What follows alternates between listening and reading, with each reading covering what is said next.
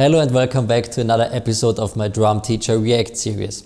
My name is Martin Jovanovic, I'm a drum teacher, and in this video I'm going to be reacting to and analyzing a live drum cam video from Alex Pelletier, drummer of Despised Icon, playing their song MVP. Before we start with this video, a big shout out to Alex. You can find the full version of this video on Alex's YouTube channel, which I'm going to link in the description below.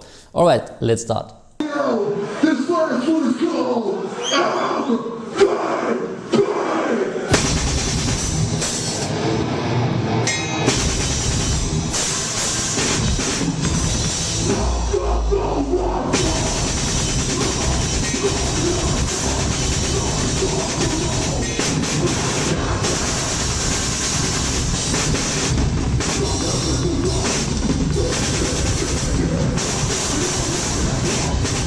Alright, I'm gonna be analyzing Alex's foot technique a little bit later, but for now let's just focus on the last pattern he played.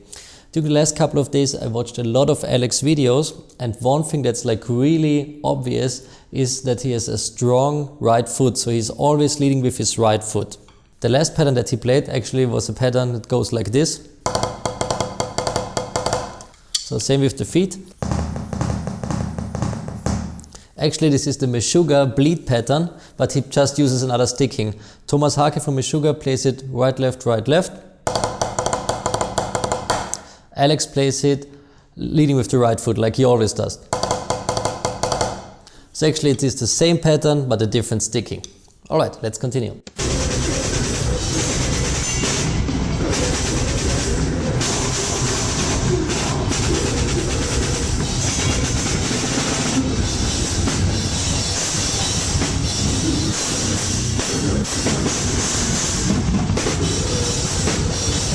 Alright, let's talk about his drum setup for a bit. Let's start with the snare drum in this case. His snare drum is angled away from him, so it's not angled towards him, just like total opposite example would be Chris Adler from Lamb of God, who has the snare angled towards him, like that. Alex Pelletier, has the snare angled away from him. You often see that kind of snare angle with players who use traditional grip, like this. For a guy who plays metal, this is pretty unusual. One thing is that his snare is placed close towards him, so he's not in danger of always hitting the rim when he wants to hit the snare drum. So if the snare would be further away from him, just like that, he would always have the risk of hitting the rim instead of hitting the snare drum like that. One other thing that's really interesting is that Alex is sitting really high, so his hip joints are way higher than his knee joints. If you check out his YouTube channel, you can find newer videos where he's sitting even higher than in this one. So pay close attention to that.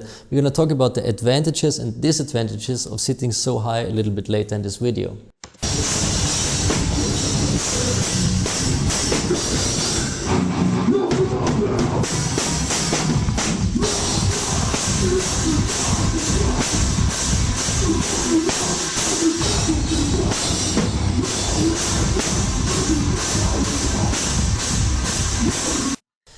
This 4-stroke roll pattern, you could clearly see that every time he starts a bass drum pattern, every time he stops a bass drum pattern, he always pushes the bass drum beater against the bass drum head. So he's burring the beater all the time.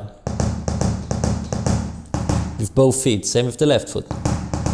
When he's playing longer double bass, for example, still this is his starting position. Bass drum beaters are pushed against the bass drum head, then he starts to play. When he stops, both beaters are pushed against the bass drum head again.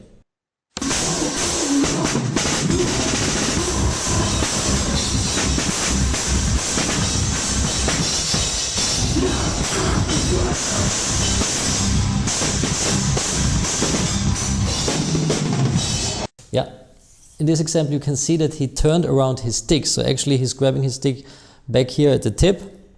And if you do that, he does it with both hands in this example. If you do that, you get one big advantage and one big disadvantage. The big advantage right here is that he gets way more volume out of each stroke, especially at tom fills. There's a big sound difference between and that. So this is the main advantage, but the big disadvantage right here is the following. Just gonna play like that. Just focus on the rebound of the stick. I'm just letting the stick rebound after each stroke. So that's the rebound I'm getting if I hold the stick like this. If I turn it around to the regular position, that's the rebound I get this way.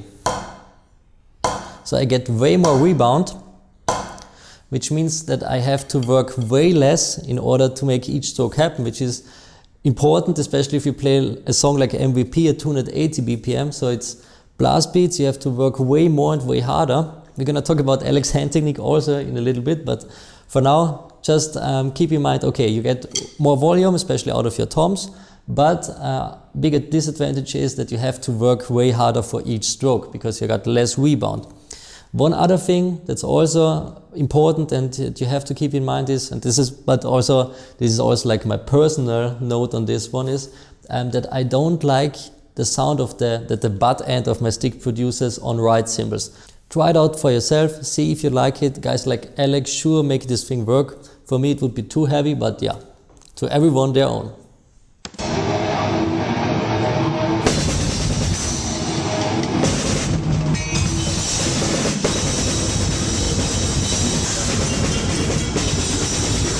Alright, now let's talk about his hand technique for a bit. Alex is using a mix of wrists and fingers with both left and right hand. But there's one big difference between his left hand and his right hand, which is with his left hand he's using some sort of German grip. The back of the hand is facing up and he's still using a mix of wrist and fingers. With his right hand he's mostly using French grip. This means his thumb is resting on the stick just like that. Again, a mix of wrist and finger, wrist turning motion plus fingers. One other thing that's really interesting, if you watch closely when he's playing long single stroke rolls, like a blast beat for example, you can see that he's always moving his shoulders like that. The first drummer that I've ever seen using this kind of motion was Flo Monnier from Cryptopsy. So actually, maybe he took lessons from Flo. Flo is an amazing drummer, so if you don't know him, make sure to check him out as well. But yeah, he's also involving this shoulder motion. It's like from the shoulder, upper arm, down to the lower arm, and then wrist motion and fingers. All right.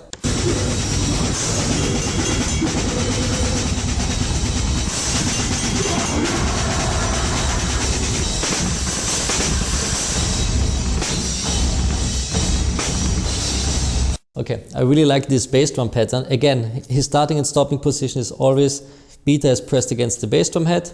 One thing that's really important if you start practicing this kind of patterns and you want to press the bass drum beta against the bass drum head, start at a slower tempo, always focus on the right start and stopping position, which in this case, if that's your choice, push the bass drum beta against the bass drum head and start practicing that stuff.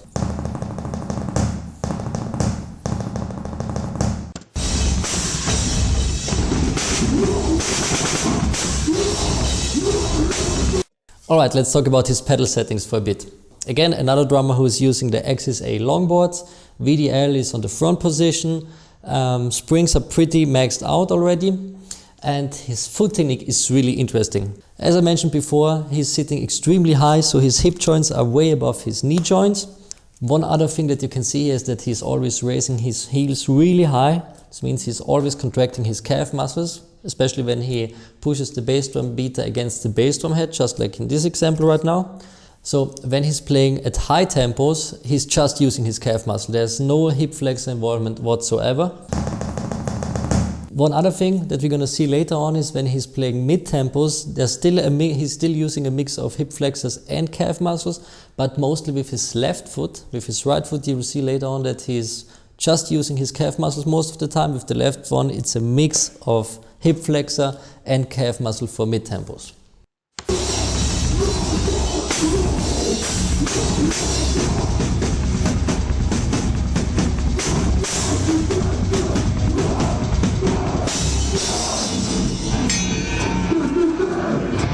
Love the bells in between.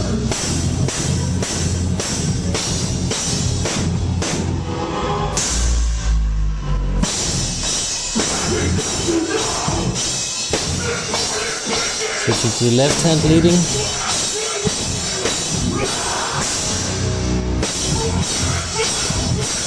The girl in the background seems to love the vocalist, or one of those two vocalists.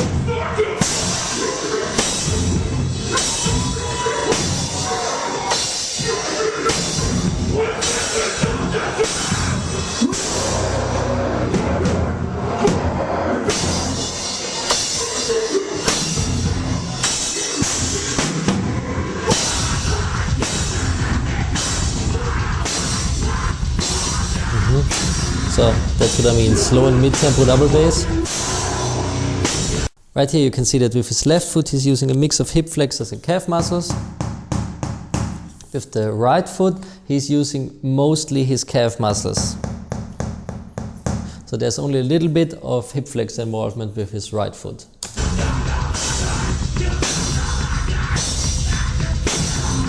Yeah, here you can see it perfectly.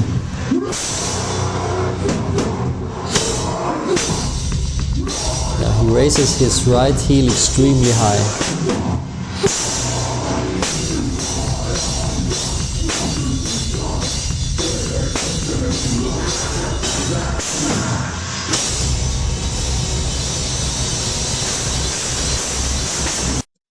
Okay, that's it for this video. Thanks a lot to Alex for his great drumming and this great video. Again, make sure to check out his YouTube channel as well.